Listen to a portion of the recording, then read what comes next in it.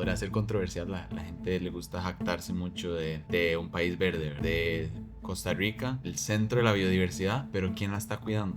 Piensan, ay, qué bonito que somos eso, pero alguien más se va a encargar. Yo no. Es interesantísimo cómo nosotros nos jactamos de país biodiverso, cuando nosotros, por ejemplo, somos el único país de Centroamérica que ha tenido 2 extinciones de megavertebrados en los últimos 20, 30 años, ¿verdad? Si veo un animal silvestre solo, necesita ser rescatado. No hay mayor mito. Si veo un animal silvestre solo, mejor lo dejo ahí.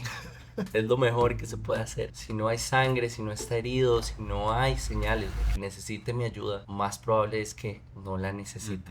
Esencia, esencia, esencia, esencia.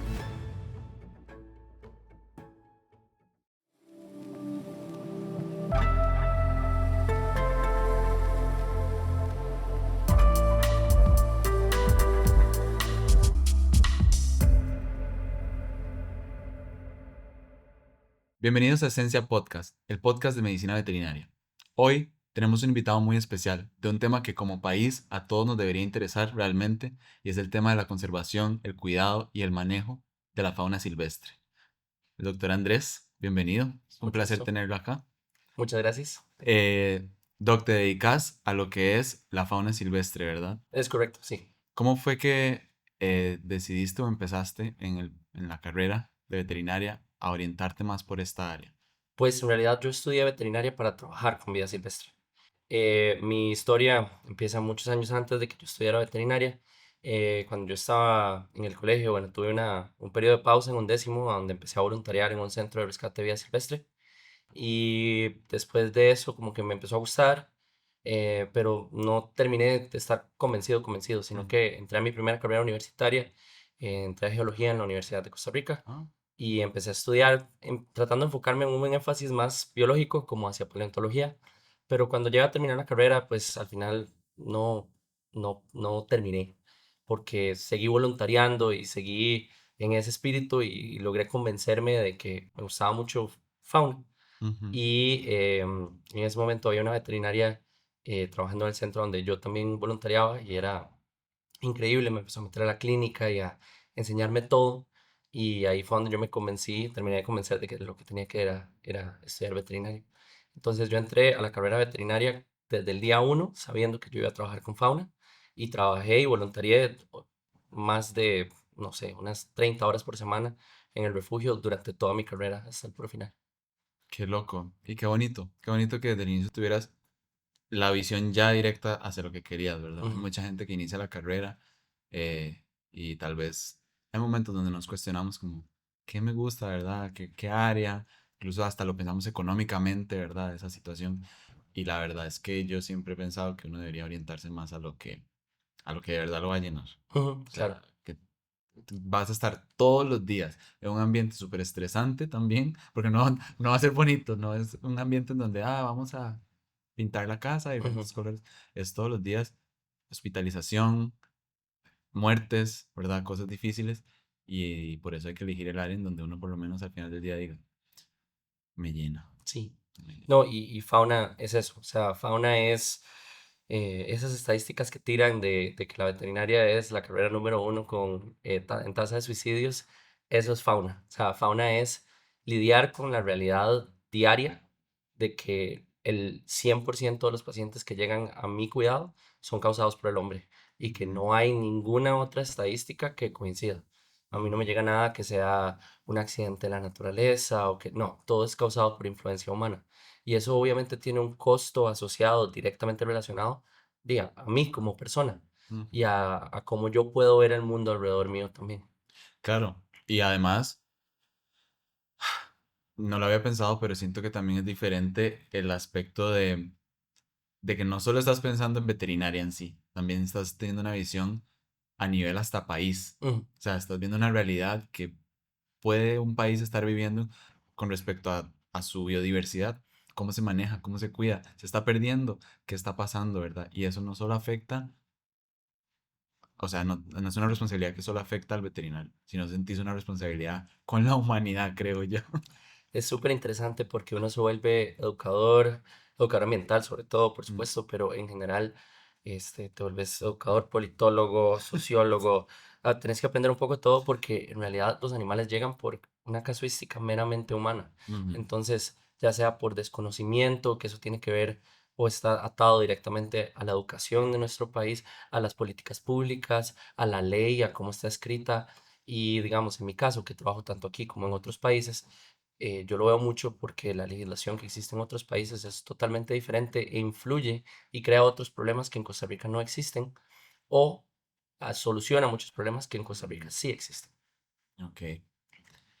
Doc, ¿y cuál dirías vos entonces que es como,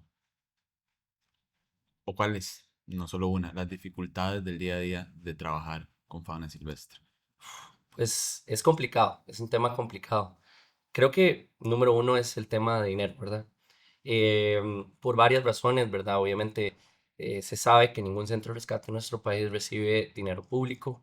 Se maneja por un sistema de concesiones a donde el Estado dona un cierto porcentaje muy bajo de dinero a un número limitado de centros que aplican a ello. Y entonces, aunque todos los centros de nuestro país son privados, no hay dinero público que llegue a esos centros para mantener la recepción. Y Ujú, todos esos animales son traídos no solo por el público, sino también por el Estado. Entonces, llega a ser muy complicado. Digamos, nosotros somos uno de los centros más grandes del país, recibimos entre 700 y 800 animales al año y ninguno de esos animales es costeado por el Estado, aunque ujú, son causados por el problema del Estado. Entonces, por ese lado, y cada persona que escuche, digamos, el podcast y que vaya al veterinario y sabe lo que es pagar una cuenta de un veterinario, imagínense todo eso por cada uno de los yigüirros y cada una de las zarigüeyas y por cada uno de los perezosos que llegan a nuestro cuidado y que nosotros somos los que tenemos que pagar esa cuenta. ujú. Y no se la podemos cobrar a nadie más. Claro. Entonces, los fondos definitivamente son muy complejos. El interés también, el rol del veterinario en vida silvestre durante muchos años ha sido un rol muy limitado. Ujú, No tenemos acceso a esa tecnología como otras partes de nuestra carrera sí lo tienen. Entonces, ha sido una batalla campante durante los últimos años poder abrirnos camino para poder empezar a usar tags, poder empezar a ujú, usar resonancias, hacer las conexiones con otros doctores, hacer cirugías en campos, ¿verdad? En quirófanos estériles. Todo eso es algo que hasta ahora se empieza a hacer porque antes pues no se hacía. Y luego la parte de epidemiología, que es súper complicada ujú. porque aunque nosotros recibimos miles de animales, no hay programas estatuarios para vigilancia activa epidemiológica en vida silvestre o en nada. Y eso implica que aunque nosotros diagnostiquemos rabia y otras enfermedades que son de interés público, ninguna de esas enfermedades las diagnosticamos con algún fondo, sino que Claro. todo tiene que ser de donde podemos sacar un poquito de fondos de aquí para invertirlos acá, para generar conciencia pública y después las publicaciones también tienen un costo monetario. Ujú, Entonces, todo lo que es información al público es complejo y tiene toda su complejidad. ujú. Es entregarse muchísimo, entregar de uno más que el tiempo. Es el dinero, es la vocación, Ujú. incluso hay que darla a veces hasta que no hay de otra, ¿verdad? Uno siente también esa necesidad con el ambiente, con los animales, por resolverles las situaciones que nosotros mismos causamos. Em, entonces es complicado, se habla mucho de eso, ¿verdad? De la falta de fondos económicos que sufre el área eh, ambiental en general y claramente ahorita hablando de la fauna silvestre. Em, y también siento yo, podrá ser controversial, la gente le gusta jactarse mucho de un país verde, ¿verdad? De Costa Rica, el centro de la biodiversidad, pero ¿quién la está cuidando? ¿Quién está activamente yendo, uniéndose a campañas también, poniendo algún granito, porque algo funciona eh, en eso? Piensan, ay, qué bonito que somos eso, pero alguien más se va a encargar. Yo no. Sí, es una idea preocupante desde mi punto de vista. Mi punto de vista también tal vez un poco controversial, pero lo que yo he visto es que el tico promedio se nos vende una idea no solo de un Costa Rica verde, sino de un tico verde. Se Mm, nos vende una idea de que como ticos nosotros somos inherentemente estamos en mayor conexión a la naturaleza, no tenemos nada que aprender, ya lo sabemos todo, cantamos y se nos para un pajarito en el dedo como Blancanieves. Y la realidad es que eso ha generado esta mala percepción de que nosotros no podemos cometer ningún pecado en cuanto se refiere a nuestra naturaleza. La realidad es que cometemos pecados todos los días.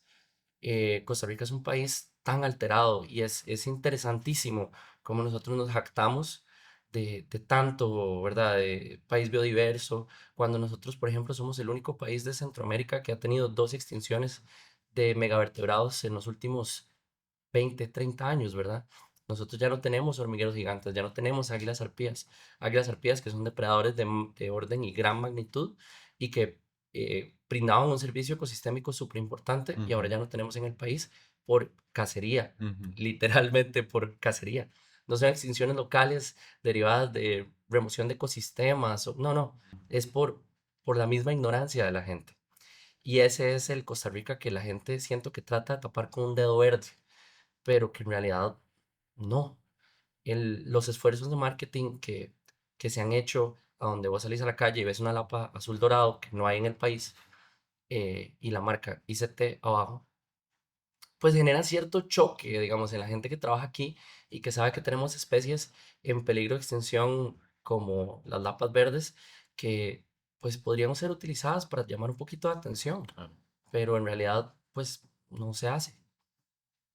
Creo que hay que, y a la gente ojalá le quede muy claro, no, no se puede nada más pensar que las cosas van a estar siempre ahí. No, no es así, ¿verdad? Em, Ahora, ¿qué casos, por ejemplo, emergencias, es lo más común que te encontres en tu día a día en el trabajo? Ok, em, tal vez no emergencias, pero sí el caso más común de todos los días es pichones o animales bebés. Como decía, existe esta idea, digamos, de que nosotros los ticos sabemos sobre la naturaleza. Ujú, Entonces la gente se encuentra un pichón y en vez de dejarlo ahí porque está aprendiendo a volar y le falta 1 o 2 días para irse, eh, y la gente no, prefiere no complicarse, ¿verdad? Prefiere no ujú, encerrar a su mascota, prefiere no causar algún problema y dejar al animal en su estado natural, a donde le corresponde estar, que sus papás lo alimenten, sino que más bien prefieren interferir. ujú, Y lo que la gente no sabe es que sí, interfieren y sí suena bonito y suena como una historia linda, yo estoy haciendo algo positivo, estoy rescatando ese animal, pero la incidencia de libertad de esos animales después de entrar a un centro de rescate no es tan alta. ujú, Y si aún así lo fuera, la mayoría de esos animales no es como que sobreviven muchísimo tiempo en la naturaleza porque ya pasaron un porcentaje de su tiempo sin sus padres. Y además, ni nadie vela por nuestros intereses, ¿verdad? ujú, Tampoco.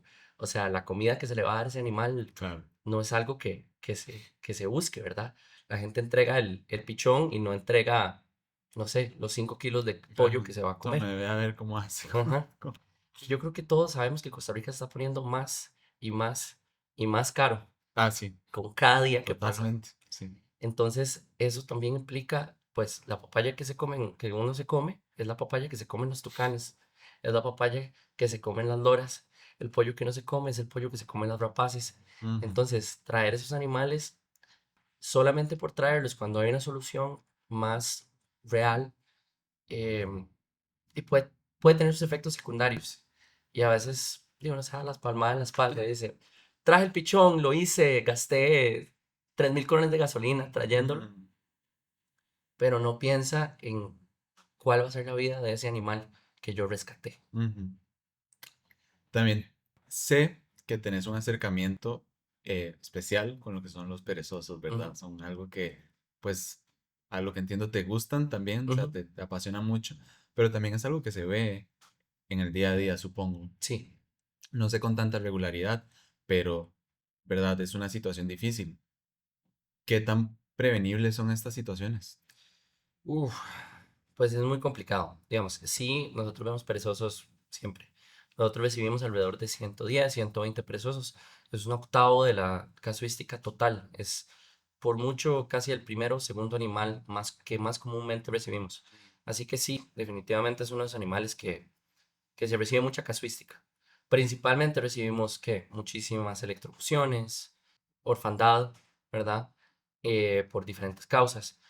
Pero también, hoy por hoy, uno de los problemas que estamos teniendo aquí es el turismo ecológico y responsable. Mm, ¿Qué significa eso? Mucha gente aquí en Costa Rica piensa que hay perezosos en todo lado o que yo puedo tener perezosos en mi propiedad y demás. Entonces hay negocios sin escrúpulos que van y pagan para que gente que vea un perezoso cruzando la calle llegue, lo agarre, lo monte al carro y lo ponga en sus propiedades libre ujú, para que pueda, para que puedan cobrar esencialmente a la claro. gente a que vaya a visitar sus localidades y ofrecer un turismo sostenible Ujú, o turismo verde. Afortunadamente en Costa Rica no se ofrece estas oportunidades turísticas de venga y sostenga un perezoso, ujú, ya no al menos. Pero este tipo de organizaciones turísticas que ahorita están muy en boga y generan concentraciones anormales de los animales y eso lo que causa es que esos animales se puedan atacar entre ellos. Los perezosos son animales mm, muy territoriales y muy agresivos, pero también obviamente causa confiscaciones masivas de animales que ya no sabemos de dónde vienen. Y eso obviamente me causa degeneraciones en las poblaciones, me causa mezclas de animales que no ujú, sabemos y eso tiende a ser muy preocupante. Entonces, por ese lado, esa es una de esas importantes. Y luego las electrocuciones, claro. que son súper importantes. Hace, me parece que como un año y medio, 2 años, hubo todo este tema del corte de árboles en San Rafael. Sí. Lo que la gente salía a la calle y decía, no me corten los árboles. Esos árboles son invasivos. Ujú, Entonces la gente decía, ahí viven muchos animales. Sí, pero esos animales no pueden comer de esas plantas. ujú, Los perezosos que viven ahí no comen de esas plantas. ujú, Lo que estás creando ahí, o lo que hemos creado ahí, son desiertos de alimento, mm, a donde esos animales se resguardan en esos árboles y después utilizan el tendido eléctrico para moverse de un lado a claro. otro para buscar los árboles que sí pueden comer. Entonces, eso me genera todo un problema ecosistémico gigantesco. Y luego la gente con poco conocimiento de la parte ambiental quiere defender esos ecosistemas alterados que llevan menos de Ujú. 100 años en el país. Y ya que estamos hablando de perezosos, quiero contarles que hay un juego en donde puedes vivir y sentir la cultura costarricense. Además, homenajeando a la fauna costarricense, jugando como un perezoso. Está ya disponible la demo del juego Tico a través de la plataforma de Steam. Descargalo y apoya al talento nacional. Qué curioso, la verdad. Es otra vez desconocimiento, ¿verdad? Es ese desconocimiento que hay. Y esa necesidad de sentirse eco-friendly, ¿verdad? Mm, De sentir estoy defendiendo la naturaleza, pero hay que entender todo desde un punto más eh, ecológico y de alguien que también escuchar la opinión de quienes conocen. No nada más yo quise sentirme buena persona y ya, ¿verdad? sí, Em, Eso evidencia, creo yo, una situación muy importante que es el tema del cableado eléctrico y además de la infraestructura vial en el país, ¿verdad? Eh, yo creo que es importante eh, preguntarte también qué pensás vos que nos está haciendo falta, que está haciendo falta, no solo a nosotros, porque también es un tema político esto, es un tema que entra en áreas que tal vez a veces queremos, ¿verdad? Como pensar que no, pero sí, es un tema social, político, ambiental, todos juntos. ¿Qué pensás vos que nos está haciendo falta o qué podemos implementar mejor para mejorar la situación? pues en cuanto a la parte vial, obviamente necesitamos pasos de fauna regulados y que sean utilizados realmente por la fauna, que no sean, digamos, ahora, hoy por hoy, una de las políticas que se utiliza mucho son la utilización de cuerdas, como de un Ujú, lado a otro, ¿verdad? Y son buenas, usualmente son estratégicas, están bien pensadas, pero eso no es todo lo que necesitamos. Necesitamos realmente un trabajo en conjunto multidisciplinario de gente que realmente ponga todas las cabezas a pensar a dónde tenemos que colocar un paso de fauna, cómo se tienen que diseñar esos pasos de ujú, fauna, en qué rutas, en qué vías, eso para permitir que los animales puedan cruzar de un lado a otro de manera efectiva. ujú. Yo personalmente creo que es importante también dejarle a la población que exija también, ¿verdad? Estas acciones de parte de los que tienen más poder, como es, ¿verdad? La parte gubernamental. Ahorita eh, hay en la Asamblea Legislativa, ¿verdad? Modificaciones en artículos y cosas que son por el bien Ujú, de la fauna silvestre, en favor de la conservación y del mejor manejo. como el expediente 7554, que es el que ahorita se discute, y que hay que presionar, hay que presionar. Eso es importante, no importa colores políticos ni nada. Yo creo que si de verdad somos costarricenses, eco-friendly, que nos interesa, todos deberíamos interesarnos por eso y que esos proyectos se aprueben, creo yo. Sí, o sea, definitivamente.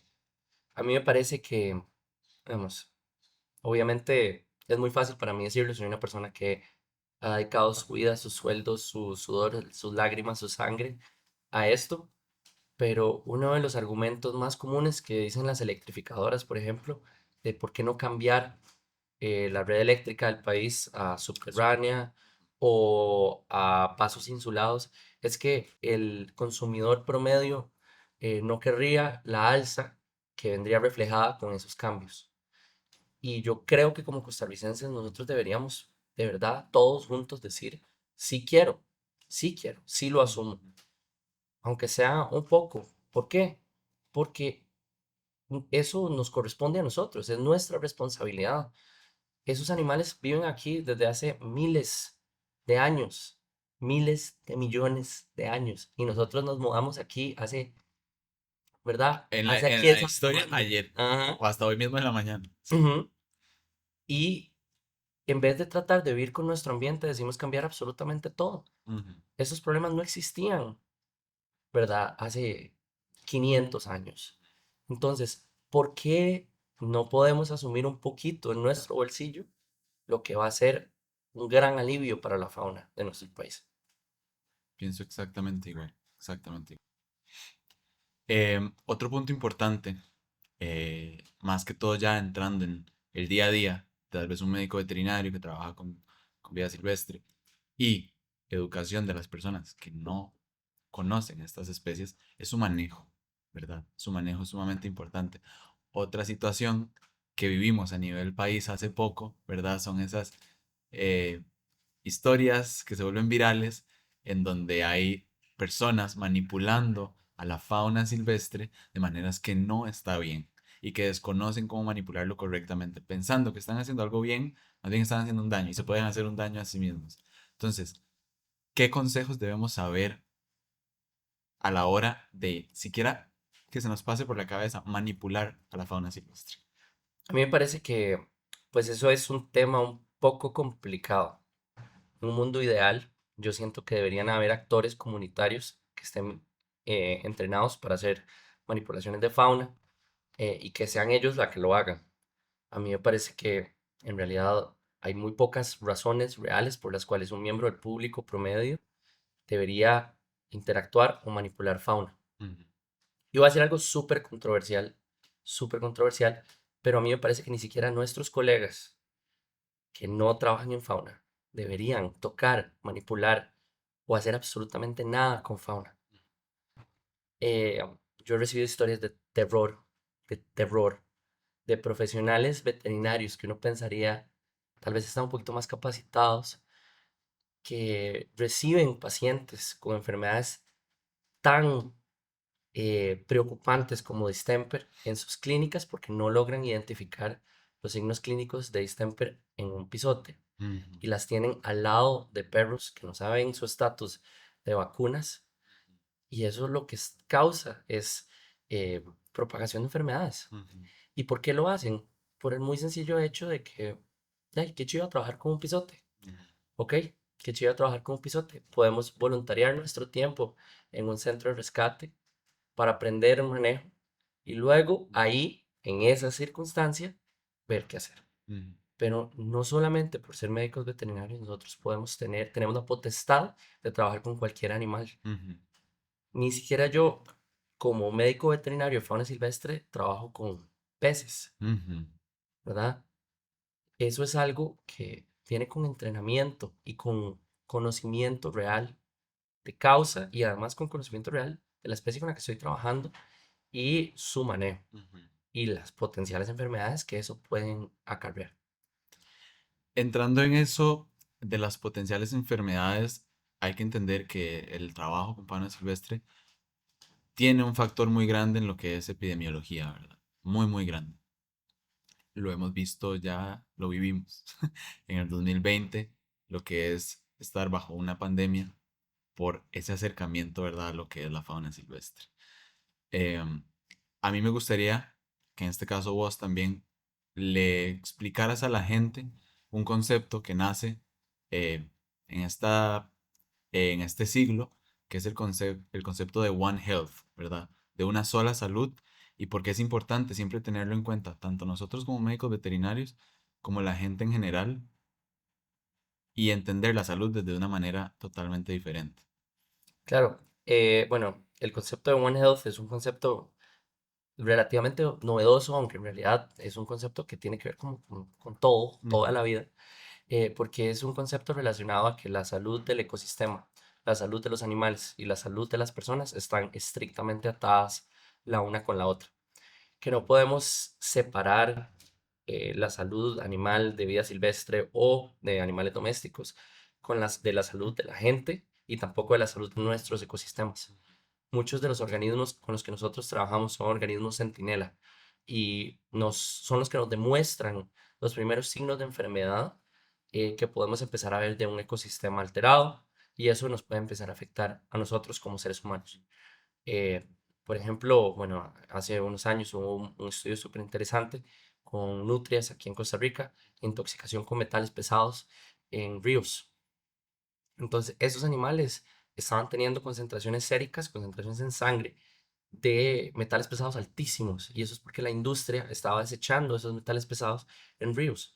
Y esos ríos al final estaban siendo utilizados también para la crianza de pescado, para pesca comercial mm, y para consumo. Entonces, esas nutrias nos estaban sirviendo como especie centinela. El abandono de esos ríos nos estaba sirviendo como una especie centinela para decirnos a nosotros que el consumo de esos animales, esos pescados, iba a ser dañino para nuestra salud. ujú, Entonces, todo esto está atado, ¿verdad? Mientras más, por ejemplo, nosotros vivamos en un ecosistema y más tengamos, no sé, comederos o lugares llenos de agua, más mosquitos va a haber en el ecosistema y mayor va a ser la proliferación de enfermedades como el dengue. Entonces, todo eso viene atado directamente a todo este tipo de salud. Si el ecosistema está sano, si los animales en el ecosistema están sanos, nosotros probablemente estemos sanos ujú. también. Y si hay enfermedad, que se sepa contener, creo yo también. Exactamente. Si hay una enfermedad en alguno de los tres puntos que sepamos contenerlo lo más que se pueda para evitar que se propague a las otras áreas. Sí. Yo creo también que es un trabajo entre todas las áreas de salud. Microbiólogos, médicos humanos, médicos veterinarios, epidemiólogos, o sea, todos juntos hacemos que estemos más tranquilos, la verdad, Sí. creo yo. Doc, a ver, ya adentrándonos un poquito más en lo que es el día a día también de tu trabajo. Por ejemplo, yo creo que me gustaría saber y a la gente también, ¿cómo es ese proceso de que llegue, ¿verdad? El animal, el paciente, eh, y tras de todo, como trabajas con diferentes especies, ¿verdad? Es complicado. Ese proceso de rehabilitación y cuándo ya podemos decidir volver a poner a ese animal en libertad, ¿verdad? Luego del proceso de sanación, de curación, de lo que sea que tuvimos que hacer, ¿cómo volvemos a ponerlo? ¿Cuándo decidimos, ok, ya este animal está listo para reincorporarse? Uf, pues qué difícil, ¿verdad? Porque la manera en la que yo trabajo es una manera algorítmica, ¿verdad? Es una manera de una rama de árbol de toma de decisiones para ver qué podemos ir haciendo, en qué momento para ir tomando decisiones efectivas para la liberación de un animal. Em, ya todo esto, bueno, muchos expertos más mejores que yo han definido, digamos, estos criterios para que la toma de decisiones sea una toma de decisiones objetiva y que podamos utilizar los recursos de la mejor manera posible. Es un poco chocante, yo sé, a veces la gente lo ve a uno como rehabilitador y piensan que, o esperan otra cosa, esperan como Ujú. que uno sea como el cuchurrumín, el que uno va a Sí. llegar y por favor, y es que mi bebé, pero esta, más allá de cualquier área de medicina veterinaria, forma cínicos. Suena feo, pero es la realidad, porque nosotros tenemos que tomar decisiones efectivas para poder Ujú. hacer valer un capital muy reducido y convertirlo en una liberación exitosa de un animal. Ujú, Entonces, ¿qué es lo primero? Lo primero es decidir si el animal se queda o se va. ujú, Eso es lo primero.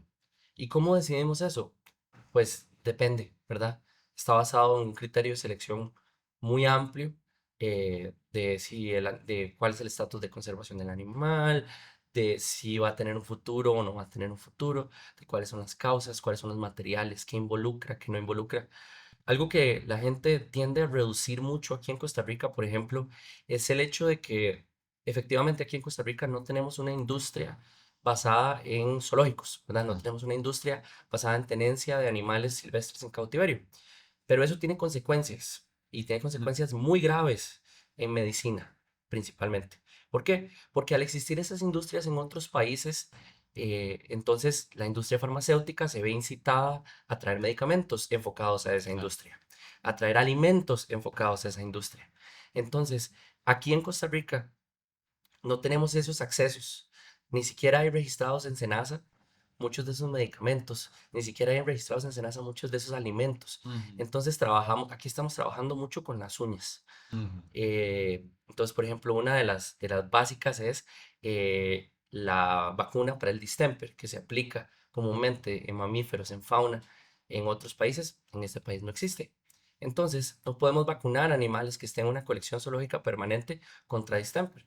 Y eso nos hace eh, tener que tomar decisiones difíciles cuando recibimos animales con síntomas de distemper a un lugar que puede tener una colección zoológica permanente. ¿Por qué? Porque yo no puedo poner en riesgo a mis animales que están a largo plazo claro, por un diagnóstico favorecedor o no favorecedor de un paciente que es está infectado y es ajá, infectante. ujú, Entonces, eso es uno de esos criterios. Tenemos, cuando el animal llega, tenemos que ver, ok, ¿qué tanto puedo hacer con el recurso que tengo? ¿Qué tanto recurso puedo conseguir para que me donen para el paciente? ujú, ¿Será que este paciente es un perezoso que me va a, que voy a poder lograr conseguir recursos para un TAC o para una resonancia magnética que tienen costos elevados en el país? ¿O será que este país es un pichón de jigwiro que nadie lo va a volver a ver dos veces? Todo eso nos permite tomar decisiones para ver cuál es el proceso de rehabilitación de ese animal. ujú, Em, Además, si lo voy a poder alimentar, ¿verdad? claro, Muchos de esos animales ocupan formulaciones nutricionales específicas, y en otros países, por ejemplo, ahorita estamos creando dos hormigueros, dos tamandúas, ujú, y son hermosos, pero yo tuve que literalmente typear en un software de nutrición y hacer una consultoría con una compañera en el mercado internacional que tiene un PhD en nutrición para ver cómo construíamos una fórmula para crecimiento para la especie, ujú, porque en otro país simple y sencillamente logramos conseguir un alimento como si fuera purina de claro, insectívoro que licuamos y se lo damos al animal. Y aquí es algo tan, obviamente no se puede importar porque no tiene permisos de SENASA, entonces no es tan sencillo. ujú. Entonces, ¿cómo hacemos en esos casos? Sí, sí, es bastante desesperante también, creo yo, es desesperante y nos evidencia muchas carencias que, como hablábamos, seguimos teniendo como país. Em, Creo yo que también, como decís, al no tener ciertas industrias, eh, nos dejan de lado, no nos vuelven a ver, ¿verdad? Siendo de los países más biodiversos que hay. Entonces es un poco incoherente. Em, Aún así, creo que es importante concientizar en esto para lograr eso, ¿verdad? Ese cometido de que vuelvan, que todos volvamos a ver el área, que las farmacéuticas incluso se interesen por entender que aquí hay cosas que hay que hacer. Nos están faltando medicamentos, están faltando modelos nutricionales para los animales. O sea, realmente poder rehabilitarlo es como que vuelve, o sea, si tuvo un accidente o lo que sea, es que vuelva a estar en su estado medio medio sin haberle podido dar el cuidado veterinario correcto. O sea, al final está quedando demasiado de lado también. Es apenas como ponerle una curita y ya. Pero no pude ayudarle integralmente a, ¿verdad?, al paciente. Supongo que hay casos que nunca también se recuperan. ¿Cómo se manejan esos casos? Pues depende, ¿verdad? Del sitio. Hay lugares que definitivamente no pueden o no quieren mantener a un animal en cautiverio. Entonces, en esos casos, usualmente se eutanasia. Mm, Pero si se puede darle una larga vida, digamos, claro. se busca, sí, siempre tratar de que se mantenga en un santuario y de que se le dé pues, la vida apropiada. Pero y también eso es otra realidad que hay que considerar, ¿verdad? Em, Recibiendo 700 animales al año, 800 animales al año, ¿cuántos de esos animales se tendrían que quedar? Ujú, ¿Y cuál es el costo asociado a esos animales? ujú, Algo que la gente no le da mucha credibilidad o mucho pensamiento, tal vez, es que eh, nosotros y nuestras mascotas están derivados ya a una ciencia. mm, Cuando yo voy, tengo un perro y voy y compro fórmula, esa fórmula está establecida para darle la mejor calidad de nutrición posible a mi perro. Yo no tengo que estar pensando en que hoy tengo que darle esto y que hoy tengo que darle aquello, a menos que yo quiera, no sé, utilizar dietas alternativas como una dieta BARF. claro. Pero en vida silvestre no hay como no utilizar una dieta BARF, Ujú, ¿verdad? Tenés que ver cuáles son los requerimientos nutricionales para la especie todos los días y cómo llegar a esos ujú, requerimientos. Y eso tiene un costo asociado. Y no es un costo opcional, es un costo definitivo. En el momento que yo recibo un jigwiro, estoy comprometiéndome a darle la dieta apropiada a ese animal. Y la dieta apropiada a ese animal puede ser una dieta constante o, por ejemplo, en una ave hembra tiene mayores requerimientos de calcio durante una parte del año. Entonces tengo que variar su dieta. Y todo eso son conocimientos integrales que nosotros como médicos veterinarios, que el médico veterinario de fauna silvestre es nutricionista y epidemiólogo y todo. demás, y tenés que manejar, Ujú. porque si no hay de otra. Qué duro. Creo que lo conversábamos también en el episodio de mascotas exóticas, de mascotas no convencionales. Lo mismo, o sea, lo mismo, esa deficiencia que hay, más que todo lo noto yo también en el tema nutricional. O sea, no hay medios, no hay formas, no hay alimentos, no hay concentrados para ayudar a esas personas que tienen mascotas no convencionales o en este caso a la fauna silvestre, ¿verdad? Yo creo que también es un área muy interesante por si alguien quiere adentrarse más, futuros veterinarios, ¿verdad? Que ahorita ven el episodio, gente que está en la carrera. La nutrición también, no solo para el perro y para el gato. Creo que también hay que volver a ver la nutrición de, ¿verdad? De otros animales. Bueno, Doc, vamos a entrar a un segmento que es, te voy a decir 4 cosas que se escuchan por la calle y vos nos tenés que decir si eso es un mito o una verdad. O si tiene parte de mito o si tiene parte de verdad, también puede ser, ¿ok? La primera, si veo un animal silvestre solo, necesita ser rescatado. Mito, no hay mayor mito. Si veo un animal silvestre solo, mejor lo dejo ahí. Es lo mejor que se puede hacer. Si no hay sangre, si no está herido, si no hay señales de que necesite mi ayuda, más probable es que no la Ujú. necesite. Entonces, dejémoslo ahí. Todo bien. La naturaleza existe y se ha regulado durante miles de años y no necesita que nosotros vengamos a Intervención. regularla Mm, tampoco. ok, excelente. La siguiente. La mayoría de los ingresos de pacientes al rescate son accidentes inevitables. Mito. Absolutamente falso por todo lado. La mayoría de las cosas que entran a un centro de rescate entran por falta de educación de la gente. Ujú, O sea, esa es la realidad. Sí, claro, por supuesto, los electrocuciones y los atropellos tienden a ser de muy alto perfil, ujú. pero, o sea, a mí nadie me puede decir que atropellar una danta en un paso, a donde dice paso de danta, es un accidente inevitable.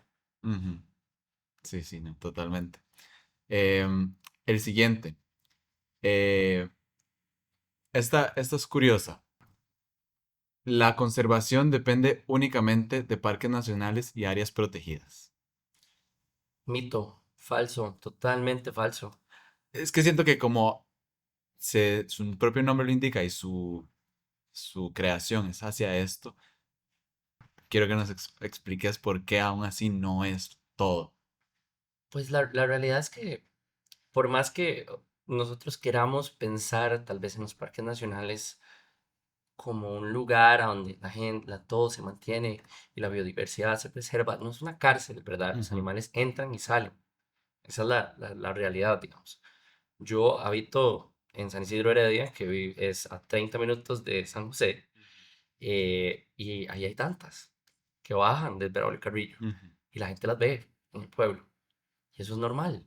¿Por qué? Porque a los animales no les interesa que nosotros tengamos barreras. Eso no es algo que para ellos exista. Ellos viven alrededor de nosotros. ujú, Un ejemplo claro y súper característico de esto es una rana que se llama la Galignis anae, que es una rana, la rana verde de ojos dorados. ujú, La rana verde de ojos dorados es endémica de nuestro país y es endémica del Valle Central. Entonces, muchos de los lugares de crianza de estas ranas son lugares urbanos. claro. En mi propio centro de rescate, que no es un lugar eh, particularmente rural, hay agalignis. En el mismo parque Simón Bolívar, aquí en el centro de San José, hay agalignis Ujú, canae, justo al lado del río Torres, uno de los ríos más contaminados de nuestro país. Y esa es una especie en peligro de extinción, y en peligro de extinción bastante alto, ujú, que se reproduce a todo nuestro alrededor. La conservación eh, no tiene fronteras, no tiene bordes. Nosotros, no sé por qué nos hemos acostumbrado a esta idea de que no hay fauna alrededor de nosotros, sí, que pero, está dentro del bosque, nada ajá, que más. está dentro del bosque, pero, o sea, salgan 5 minutos, vean 10 jigüiros en la calle y 32 anates y se van a dar cuenta de que eso es fauna Ujú, y está a todo nuestro alrededor, ujú, viviendo, o sea, en nuestra cochera y en nuestros patios, los mapaches, los ujú, pisotes, los hormigueros, los perezosos, todos son animales que son urbanos y que viven a nuestro ujú, alrededor. Y que solamente porque nosotros digamos, ah, no, es que eso solo se encuentra en un parque nacional, no implica que eso sea la realidad. claro. Ujú.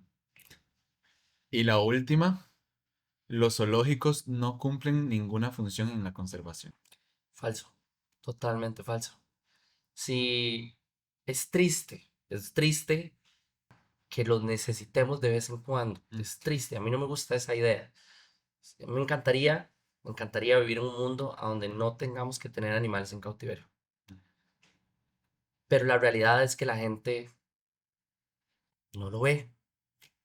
La gente no se enamora de la fauna si no ve fauna. La gente no entiende lo que es si no lo ve. Es un fenómeno muy preocupante, pero una de las razones por las cuales no tenemos tanta educación ambiental en nuestro país es por eso, porque el costarricense promedio pocas veces se encuentra con su propia fauna silvestre. mm, Y muchas de las oportunidades que existen para ver fauna silvestre en su ambiente natural no están orientadas para el costarricense, mm, están orientadas para el extranjero. total. Entonces, eso lo que implica es que nosotros, o sea, que el extranjero que va a Corcovado y que paga por un guía es el que se educa a cuestas de nuestra fauna y no nosotros. Nosotros. Entonces, las colecciones zoológicas, llámese no un zoológico, un santuario, Mm, un lo que sea, son lo que le brinda la oportunidad muy frecuentemente a la gente de poder familiarizarse con su fauna, de poder aprender. Y en muchos de esos casos, en casos de santuarios, por ejemplo, de animales este, con heridas, demás, también de entender cuál es nuestro impacto en la fauna de manera muy directa. mm, me encanta eso que dijiste, sí, totalmente. Em, Ahora vamos a entrar a un segmento que es un poco salido eh, de lo que estamos hablando, ¿verdad? De medicina. Y es más que todo, siempre me gusta hacerlo para conocer a la persona detrás, ¿verdad? De esas funciones que cumplimos todos los días como médicos veterinarios, pero hay alguien detrás, no es un robot, ¿verdad? Ujú. Entonces, yo creo que quiero saber, antes de ser veterinario, ¿Se te pasó en algún momento alguna otra opción por la cabeza? Sí, claro, en realidad yo quería estudiar primero paleontología, Wow. que es el estudio de los fósiles. Ajá. Este, todavía sigue siendo una de las pasiones de mi vida. Lo que pasa es que, bueno, el campo laboral en Costa Rica es bastante reducido, Claro. pero es lo que me llevó a la biología por primero y luego a la veterinaria como biología aplicada. Ujú. Así que es algo de lo que yo todavía hablo bastante cuando doy conferencias en el extranjero, cuando hablo como sobre todos estos temas. eh, Hablo sobre paleonto y lo ato directamente a todo el contexto de biología y luego todo el contexto de medicina veterinaria. Me parece bonito porque siempre has tenido entonces como esa conexión, ¿verdad? Hacia la naturaleza en sí, ya Ujú. sea su historia o la actualidad y cómo conservarlo. Sí, Me parece muy bonito. Em, ¿Tu comida favorita, algo que pudieras comer todos los días? está difícil. Creo que ay, se me sale un poco. Yo viví un tiempo en Alemania Ok. y hay una comida muy tradicional en Alemania, en comida de calle, que se llama Tuna Kebab y es lo mejor en la existencia de la vida. Yo todos los días sueño con un kebab. O sea, todos los días. Y aquí no hay. Aquí no hay, Aquí no hay un aquí lugar. no hay. Yo estuve en España y yo te juro que podía comer un kebab todos los días. Sí, para Todos mí, o los sea, días. es una de esas cosas que yo cierro los ojos y pienso en eso y es demasiado rico y no puedo. Si alguien ve esto y tiene intenciones o tiene conocidos, ¿verdad? Que puedan abrirse un lugar de kebabs, este país lo necesita. Lo necesita, la verdad que Entre necesita. la conservación y el kebab, se va a pelear. Hay dos clientes, hay dos clientes. Ay, qué bueno un kebab, de verdad. Em, ¿Qué escucha Andrés en un día a día de música? De música, uff, oye, mis playlists son complicadas. Me gusta mucho la música en alemán en general, entonces Ok. el rap en alemán me hace mucha gracia. La música como synthwave me gusta bastante. Como ese tipo de música como más como para manejar, dice uno. Ajá, Que sí, sí. entonces es como música ochentera, como con Y algo sintetizador. chill, algo Ajá, algo chill. chill, eso me gusta. Me parece. ¿Tu lugar favorito en Costa Rica? Uf, mi lugar favorito en Costa Rica yo creo que sería la zona de Los Santos. Ok, muy bonito. Es una zona que me encanta. En este momento estoy trabajando un proyecto con una de las especies de gatos endémicos, bueno, la especie de gato endémica de Costa Rica que se llama la oncilla, que nadie sabe que es endémica, pero Ujú. es de aquí. Y se encuentra principalmente en las zonas de alta elevación. La zona de Los Santos es una de esas. Y honestamente me encanta. O sea, el frío, Claro, ir a sí. pescar trucha y comerse una truchita fresca, Ujú. las jaleas de frutos silvestres, el Sí. café. Es una zona que yo siento que la gente no visita tanto, pero que debería. No, de hecho no. De hecho no. De hecho yo nunca he ido. Ajá, Pero sí he visto muchas fotos cuando la gente va y digo, esto es un lugar en donde uno debería sí, ir a sí, sí. visitar totalmente. Precioso. Y por último, una vivencia, ya sea personal o en veterinaria, que te haya marcado. Uf, pues bastantes en realidad. Pero creo que muy recientemente, una de las cosas que más me ha marcado a mí en la vida, yo creo que es poder hacer y marcar diferencias, ¿verdad? Este, mm, bueno, yo trabajo con perezosos. Nunca quise trabajar con perezosos, nunca me interesaron. Yo creciendo en Costa Rica, antes del 2010 nadie sabía que era un perezoso. Ujú, Yo le preguntaba a mi abuelita qué es un perezoso y ella me decía, no sé qué es eso, asqueroso, horrible". Entonces, cuando yo me empecé a dedicar a perezosos, era algo desconocido, ujú, ¿verdad? Eh, y empezamos a crear material, empezamos a crear contenido, empezamos a crear manuales anatómicos, empezamos a crear manuales histológicos, empezamos a crear toda la parte de la descripción nutricional gastroenterológica. Y eso ha tenido efectos directos en la preservación de la especie, no solo aquí en ujú. Costa Rica, sino que también En en otras todo el mundo, partes. ¿verdad? Entonces, yo he sido asesor para muchas colecciones zoológicas en Estados Unidos, en Europa, y en tenencia de presos de dos dedos. Y eso es una de esas cosas que honestamente me ha fascinado. Entonces, yo creo que la primera vez que fui a una conferencia internacional en el zoológico eh, de Audubon en Nueva Orleans, y di por primera vez como ese paso Ujú. a hablar sobre esa especie que yo amo en ese contexto internacional, fue increíble. O sea, fue increíble porque también me abrió los ojos, ¿verdad? A que las vivencias que nosotros tenemos aquí son muy diferentes a los problemas que tienen el mismo animal Ujú. en En otra otros parte. países. Ujú. Y todo el contexto, ¿verdad? También de cómo llegaron esos animales ahí, de cuántos de esos animales fueron exportados versus cuántos de esos animales fueron criados, versus cuáles problemas están dados por la exportación ilícita o la Ujú. exportación ilícita, cuáles son todos esos problemas que causan, de dónde vienen esos animales, de qué países, porque no vienen de aquí, entonces de dónde vienen, cuáles son los problemas asociados. Entonces, como que eso me abrió el mundo de mis problemas, de mis perezosos de aquí a los problemas de los perezosos en todo lado. Y eso es algo que yo hasta la fecha sí, pues me marcó la vida y yo no lo cambiaría por nada. Qué bonito. Y la verdad es que yo tengo que agradecerte, ¿verdad? Esa labor que has hecho Muchas gracias. eh, en son de la conservación de la biodiversidad de nuestro país. Lo agradezco muchísimo y espero que de verdad esto cambie, ¿verdad? La situación cambie, la gente vuelva a ver el área con más, ¿cuál es la palabra? Con más, Cuidado, puntualidad. sí, dirección también, que no sea algo como que en lo que uno pasa la mirada y ya, ¿verdad? Sea algo que nos enfoquemos, incluso nosotros entre colegas, ¿verdad? Que también no lo menospreciemos porque muchas veces se menosprecia. Em, Te doy el espacio para unas últimas palabras para la gente en general.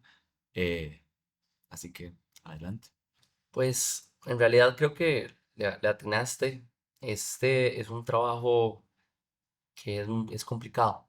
Esa es la realidad. Es muy complicado, no es para cualquiera. Este, los que entramos a este campo sabemos que nunca nos vamos a hacer millonarios, ¿verdad? Nunca nos vamos a hacer un hospital, nunca vamos a tener eso. Entonces, siempre eh, de incitar a la gente, ¿verdad?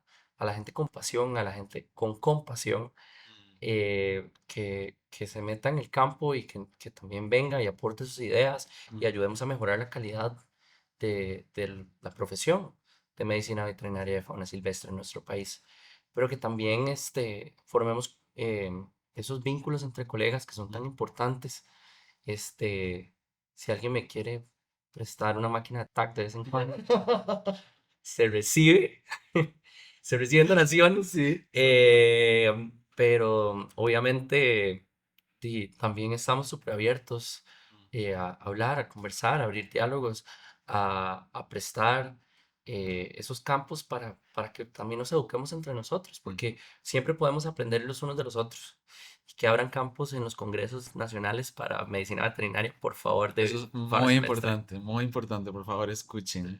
Por favor, por favor, por favor. Porque sí, siempre hay campo para crecimiento. Ujú. Excelente. Doc, te agradezco muchísimo por tu labor y por participar en el podcast con nosotros, de verdad. Es un Claro, honor. con todo gusto para eso. Muchísimas gracias. Pura vida.